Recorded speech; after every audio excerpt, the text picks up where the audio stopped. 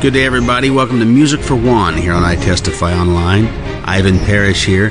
We have another great re-released interview for you, brought to you in audio broadcast. Joseph Rojas appeared here on I Testify Online in a written article, testimony, in September 2007. It's a fantastic and inspirational article. Great interview. He's a fantastic man who's serving God strongly, but it wasn't always that way. He comes from a strained background, but he rose above it after giving his life to Christ after an attempted suicide.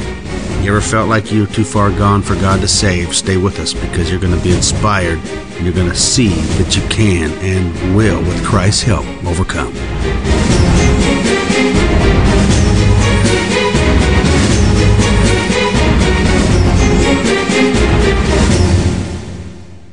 What you're about to hear is an audio excerpt from an interview on itestifyonline.com with Joseph Rojas from Seventh-day Slumber. The interview can be heard in its entirety on itestifyonline.com. Let's listen in.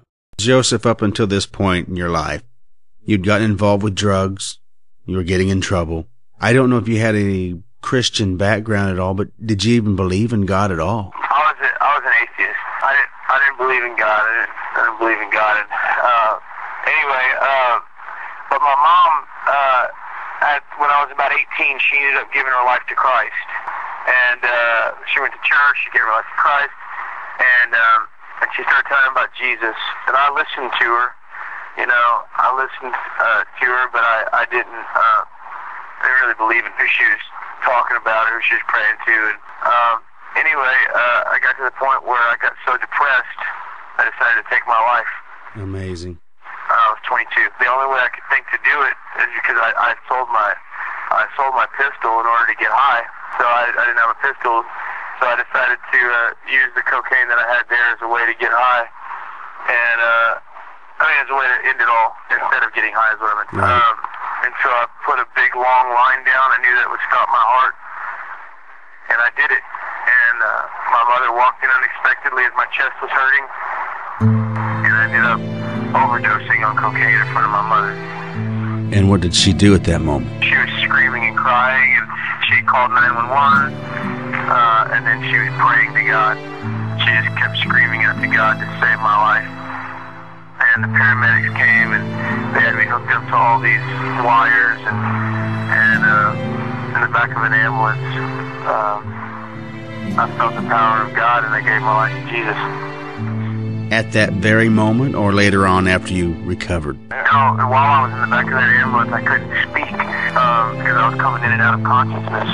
But I remember, when I was awake in the back of the ambulance, I felt like the power of God back there in that ambulance, and they were working on me. And I ended up wanting to.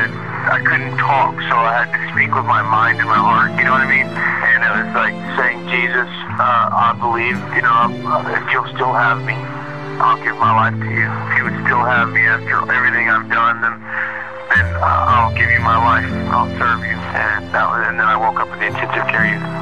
Do you feel like maybe God was driving you to your knees? Your mom had been speaking with you about Jesus. You'd been living a life way outside the will of God, and you'd resisted it to this point. Everybody's bottom is different. I mean, for me, I had to be in the back of an ambulance. For some, it's just getting arrested one time, and their life will change, For me, it was being arrested. You could arrest me as much as you wanted.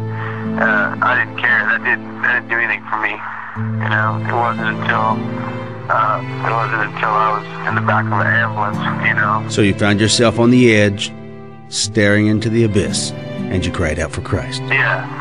And then what followed? That began to turn, and I just began to start. I began to just really, really start focusing on God, and trying to get my life right with Him. And I got involved in a church, and then I started Bible college at Christ for the Nations in Dallas, Texas.